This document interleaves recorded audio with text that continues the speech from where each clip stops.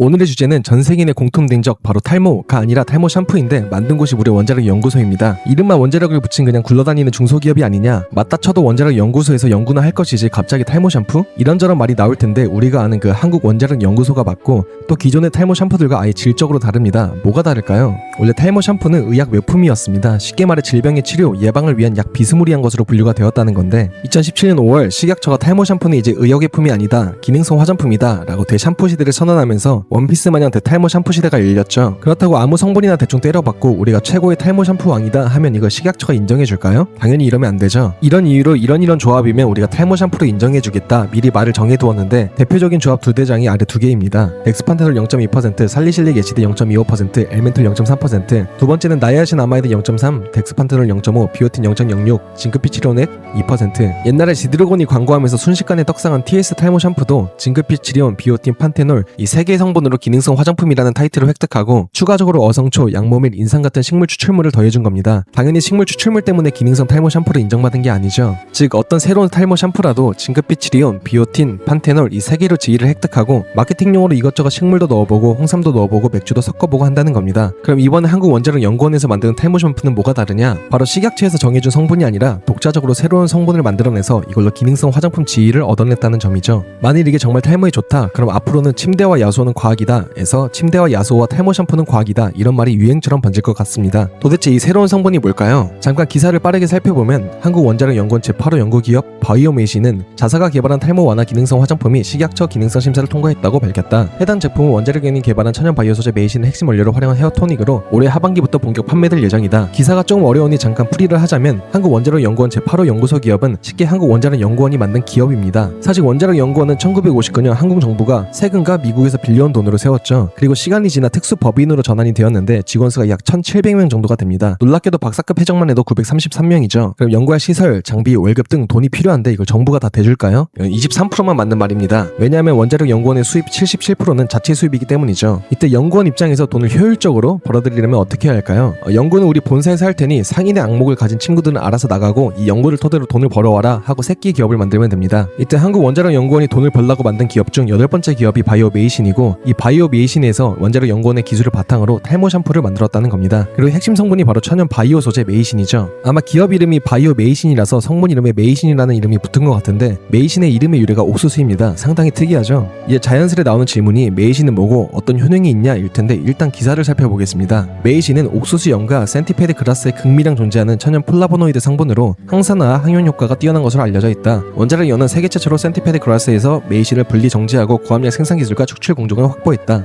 기사가 상당히 어지러운데 옥수수염과 센티페드 그라스에서 천연 플라보노이드 성분을 추출했다 이 정도로만 이해하면 됩니다. 옥수수염은 아마 다들 알 테니 설명은 스킵하기로 하고 센티페드 그라스도 그렇게 어렵진 않습니다. 센티페드 그라스에서 이 그라스가 말 그대로 그 그레스이고 그레스는 잔디라는 뜻이니 그냥 센티페드 그라스는 잔디의 한 종류구나 로 받아들여주면 됩니다. 또 플라보노이드는 식물의 색소겸 방어 시스템인데 이제 정리가 되시나요? 이게 어디에 좋냐? 또 기사부터 빠르게 보여드리겠습니다. 원자력 연에 따르면 메이신은 이제 모유두 세포를 활성화한다.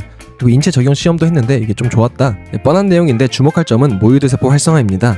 기존 기능성 탈모 샴푸 성분들은 피지 관리, 항균, 항염 등으로 두피의 환경 관리를 통해 간접적으로 탈모 완화에 도움을 줬다면 메이신은 직접적으로 두피의 세포에 영향을 미치죠. 어디서 많이 들어본 레파토리 같은데 혹시 눈치를 채셨나요? 한참 화장품에서 논란이 되었던 또 되고 있는 엑소존, PDRN과 똑같죠. 기존 성분은 표면에서 놀지만 PDRN은 세포에 직접적으로 작용한다. 새로운 패러다임이다. 아마 샴푸가 출시가 되면 대대적으로 홍보가 이뤄질 텐데 연예인 광고만 제대로 이뤄지면 만든 주체가 연구소인 만큼 탈모 1위 샴푸 등급도 어렵지 않을 것 같습니다. 그리고 유튜브에 메이신 샴푸 쓰지 마세요, 탈모 샴푸 쓰지마, 원자력 연구소 나가라 이런 영상이 무수히 올라올 예정입니다. 항상 모든 발명, 발전의 초기는 더디고 미약하기 마련입니다. 하지만 중요한 것은 이러한 기술, 아이디어의 색싹이 자라기 전에 밟지 않는 것이죠. 이런 배경에서 성분 하나만으로 제품을 판단하는 것은 어리석은 일입니다. 우리가 탈모 샴푸를 쓰는 이유는 탈모를 온전히 막거나 새로운 모발을 획득하기 위해서가 아니라 약간의 개선 또는 플라시보 효과를 얻기 위해서죠. 진짜 효과를 보기 위해서는 약을 먹어야 됩니다.